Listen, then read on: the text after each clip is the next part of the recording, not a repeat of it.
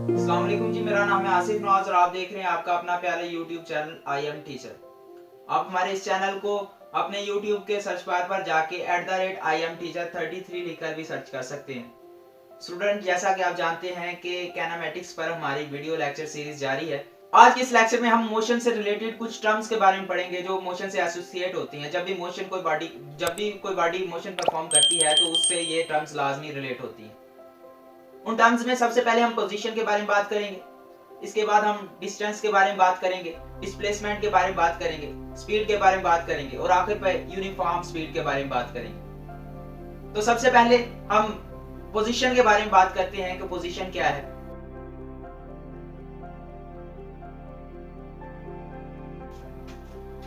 तो students, position को समझना बहुत ही आसान है।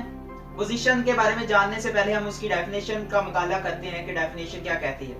डेफिनेशन हमें बताती है कि पोजीशन एक ऐसी टर्म है जो हमें किसी भी जगह की लोकेशन बताती है, उसका पता बताती है, या फिर हम ऐसा भी कह सकते हैं कि किसी भी जगह की लोकेशन बताती है उसके एक रेफर पॉइंट से। कोई भी रेफर पॉइंट हो सकता है, जैसा कि आपके सामने इसकी डेफिनेशन भी लिखी हुई है। It describes the location of a place or a point with respect to some reference point. इसको मैं थोड़ा सा डायग्राम के जरिए समझाने की कोशिश करूंगा। फर्ज करें हमारे पास एक पॉइंट था जिसे हमने H का नाम दिया। H हम कह सकते हैं कि ये आपका हाउस था, ये आपका घर था। आप क्या करते हैं, यहां से सुबह सवेरे निकलते हैं और एक पॉइंट S तक पहुंचते हैं, एक डिस्टेंस कवर करते हुए। S क्या है? आपका स्कूल है। अब आप यहां पर मौजूद हैं तो आपकी लोकेशन क्या है? आपकी लोकेशन S है, तो आपकी पोजीशन भी S होगी। और रेफरेंस पॉइंट का भी थोड़ा सा जिक्र किया गया था। तो आप जहां से चले, जो आपका ओरिजिन है वो आपका रेफरेंस पॉइंट है। तो आपके रहने की जगह या फिर आप जहां पर रहे हैं या फिर आप जहां पर आपकी लोकेशन है, with respect to a reference point, एक रेफरेंस पॉइंट के एतबार से वो आपकी पोजीशन है। तो उम्मीद है आपको पोजीशन की डेफिनेशन और इसकी एक्सप्लेनेशन की समझ आई होगी। चलें जी, अब अपने नेक्स्ट टॉपिक पर चलते हैं जो डिस्टेंस और डिस्प्लेसमेंट है।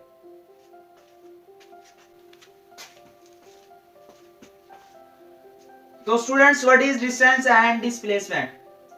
डिस्टेंस क्या है? डिस्टेंस हमारे पास किसी भी दो पॉइंट्स के दरमियान एक लेंथ है। तो हमारे पास डिस्टेंस क्या होता है? फर्ज करें हमारे पास अगर दो पॉइंट्स हैं और उन दो पॉइंट्स के दरमियान कोई ना कोई लंबाई है, तो उस लंबाई को हम डिस्टेंस का नाम देते हैं। जैसा कि मैंने आपको प्रीवियस टर्म में एक स्कूल और होम की एग्जांपल दी, उनके दरमियान एक मैंने लाइन ड्रा की, वो उसका डिस्टेंस ही था, वो उनके दरमियान लेंथ थी कि जितनी लेंथ पार करके कोई बच्चा अपने होम से स्कूल तक जाता है तो उसे डिस्टेंस कहते हैं। फर्ज करें अगर हमारे पास पॉइंट ए है और इधर पॉइंट बी है, अब इन दोनों के दरमियान एक रास्ता जाता है कि मैं ए से जाऊं बी तक पहुंचूं एक रास्ते के जरिए, एक पाथ के जरिए। तो ये पाथ जो है एक कोई ना कोई लंबाई रखता है अपनी, और इसी लंबाई को हम डिस्टेंस बिटवीन टू पॉइंट्स का नाम देते हैं। ठीक है जी। हम ये भी कह सकते हैं कि the path between two points is called length, is called distance. तो दो पॉइंट्स के दरमियान जो पाथ होता है, जो रास्ता होता है, उसको हम डिस्टेंस का नाम देते हैं, उसको हम फासले का नाम देते हैं। नेक्स्ट आपके पास जो टर्म है वो है displacement. So what is displacement? Displacement is the shortest distance between two points. Displacement क्या है कि अगर हमारे पास दो पॉइंट हैं तो उनके दरमियान जो कम से कम फासला है वो उसकी डिस्प्लेसमेंट है। यानी मैंने यहां से जाना है यहां तक, तो मैं देखूंगा ये तो इसकी लेंथ होगी पूरे रास्ते की, लेकिन हो सकता है यहां से कोई ना कोई गली हो जो कि हम मुझे जल्दी पहुंचा दे ए पॉइंट से बी की तरफ, इस तरह से। तो मैंने क्या किया, इस रास्ते को छोड़ के, इस मुकम्मल पाथ को छोड़ के एक शॉर्टेस्ट डिस्टेंस मैंने कवर किया, एक शॉर्टेस्ट डिस्टेंस का चुनाव किया। तो वो शॉर्टेस्ट डिस्टेंस जो आपको एरो के जरिए नजर आ रहा है कि यहां से यहां तक इसकी डायरेक्शन थी और ये आम डिस्टेंस से आम पाथ से बहुत ही कम फासला था। तो ये कम फासला हमें डिस्प्लेसमेंट की इंडिकेशन देता है। तो आपने डिस्टेंस और डिस्प्लेसमेंट के बारे में फर्क जाना। एक और फर्क जान लें कि हमारे पास जो डिस्टेंस होता है वो एक स्केलर क्वांटिटी है और हमारे पास जो डिस्प्लेसमेंट होती है वो एक वेक्टर क्वांटिटी है। तो उम्मीद है आपको डिस्प्लेसमेंट और डिस्टेंस की समझ आ गई होगी। चलें जी अपने नेक्स्ट और आखिरी टॉपिक्स की तरफ चलते हैं, जो है speed and uniform speed. Speed क्या है कि अगर कोई बॉडी कोई डिस्टेंस कवर करती है किसी भी टाइम में, तो वो टाइम में जो डिस्टेंस कवर कर रही है वो उसकी स्पीड है।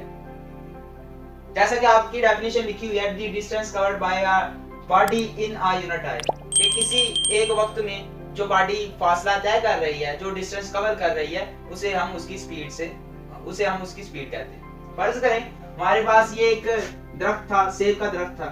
तो सेब क्या किया, सेब यहां से टूटा, नीचे की तरफ गिरा।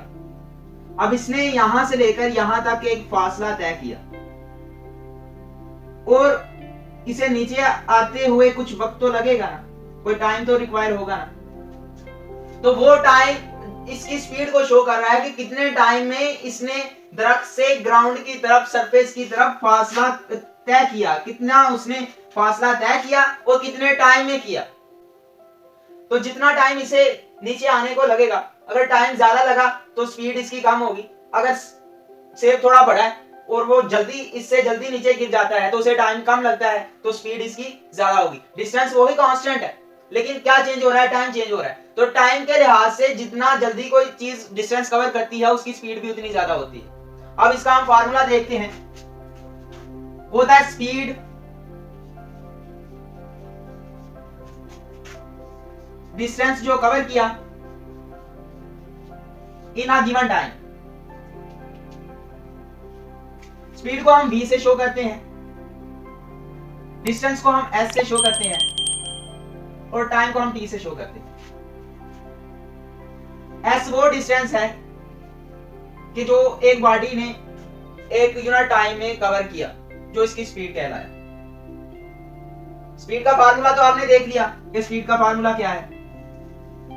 अब इसका SI यूनिट देखते हैं। आप जानते हैं कि डिस्टेंस का जो यूनिट है वो मीटर है, जो टाइम का यूनिट है वो सेकंड है। तो हमारे पास फिर स्पीड क्या होगी, स्पीड हमारे पास होगी मीटर पर सेकंड। तो स्टूडेंट्स आपने स्पीड के बारे में जाना कि स्पीड होती क्या है। हम स्पीड किसे कहते हैं कि अगर किसी भी दरकार वक्त में कोई बॉडी मूव करती है एक पॉइंट से दूसरे पॉइंट की तरफ, अब उस दरकार वक्त से वो कितना टाइम लेती है। यानी फर्ज करें एक हमारे पास साइकिल है, वो एक जगह से दूसरी जगह जाने के लिए 30 मिनट्स लेती है, और उसी लिहाज से हमारे पास एक मोटरसाइकिल है, वो पॉइंट ए से लेकर पॉइंट बी तक जाने के लिए सिर्फ और सिर्फ 15 मिनट लेती है। तो स्पीड किसकी ज्यादा होगी, जो गिवन टाइम थोड़े से वक्त में जो हमारे पास डिस्टेंस है वो कवर कर ले। गिवन जो डिस्टेंस है वो जितना कम हमारे पास टाइम होगा, वेलोसिटी या स्पीड उतनी ज्यादा होगी, और जितना ज्यादा हमें टाइम लगेगा एक जगह से दूसरी जगह जाने के लिए, स्पीड भी उतनी ज्यादा कम होगी।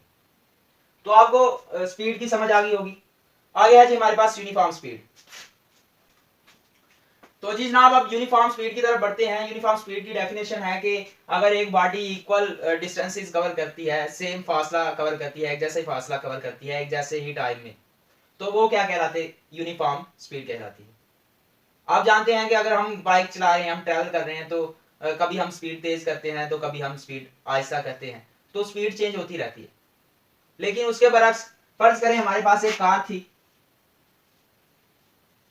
इस तरह से हमारे पास एक कार थी जी। तो उसने क्या करना था, पॉइंट ए से पॉइंट बी तक जाना था। तो इसकी डेफिनेशन आपने जानी कि यूनिफॉर्म स्पीड की डेफिनेशन क्या है। अब इसकी एक्सप्लेनेशन की तरफ बढ़ते हैं कि ये डेफिनेशन हमें एक्सप्लेन क्या करना चाहती है। वो कहती है कि इक्वल डिस्टेंसेस, यानी हमारे पास इक्वल डिस्टेंस होंगे in equal interval of times, equal interval times में। यानी यहां से लेकर यहां तक जो टाइम था बॉडी का वो 5 सेकंड था, फिर 5 सेकंड इंक्रीज हुआ, 10 सेकंड हो गया, 10 सेकंड में फिर 5 जमा हुए, 15 सेकंड और 20 सेकंड। अगर बॉडी ने यहां से लेकर यहां तक जो फासला कवर किया है वो 10 मीटर है, तो अगले 5 सेकंड में यानी 5 से लेकर 10 सेकंड में उसे जो डिस्टेंस कवर करना होगा, जो फासला कवर करना होगा, वो हमारे पास 20 मीटर होना चाहिए। उसके बाद अगले 5 सेकंड में यानी 10 से लेकर 15 सेकंड के अंदर अंदर उसने फिर जो डिस्टेंस कवर करना है वो उसका 30 मीटर होना चाहिए। और अगले 15 से 20 सेकंड के अंदर जो डिस्टेंस बॉडी कवर करे वो हमारे पास 40 मीटर होना चाहिए।